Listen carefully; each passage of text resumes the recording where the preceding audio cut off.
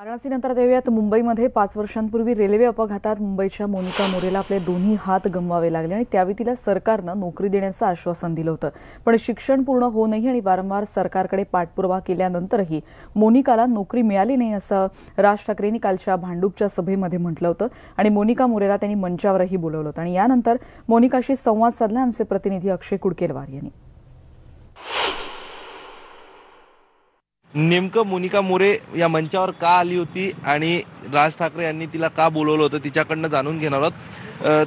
राज ठाकरेंनी तुला स्टेजवर बोलवलं होतं, काय कारण? कारण की मला आता सध्या नोकरीची खूप गरज आहे. माझे वडील वारलेत. आता माझा ॲक्सिडेंट होऊन 5 वर्ष झाली. 5 वर्षात मला म्हणजे सरकारकडून आश्वासन भेटलेलं की तुझं म्हणजे शिक्षण झाल्यावर आम्ही तुला जॉब देऊ, पण आता अजून सुद्धा माझं शिक्षण म्हणजे झाले तरी मला जॉब भेटला नाहीये.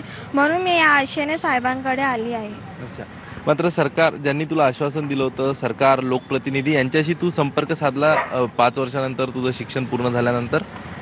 हो, मी साधलाय. तर ते फक्त म्हणजे बोललेत की करू आपण. या आशेवर मी बसलेली होती, पण आता मला खूप गरज आहे नोकरीची, म्हणून मी साहेबांकडे आली आहे. साधारण तू किती दिवसांपासून तू फॉलोअप घेतेय जॉबसाठी? किती दिवसांपासून तू संपर्क साधतेय? 5 वर्षापासून मी साधते संपर्क. काय राज ठाकरेंनी तुला मंचावर सांगितलं? त्यांनी विचारलं की हे काय, तर मी बोलली बायोडेटा आहे. तर त्यांनी विचारलं उद्या तू घरी येशील का? तर म्हणलं हा येईल. तर ते बोलले आपण तुझ्यासाठी काहीतरी करू, आपण उद्या घरी बसून बोलूया तुझ्या नोकरीसाठी. अपेक्षा वाटते? हो, अपेक्षा आहे. काय एकंदरीत अनुभव आहे तुमचा त्यावेळेच्या आश्वासनं आणि आजची परिस्थिती? आजची परिस्थितीमध्ये अजून कोण लक्षच दिले नाहीत, कारण तिचे बाबा गेलेत, आमचं घरचं छायाचित्रच गेले, कमवतच कोण नाहीये.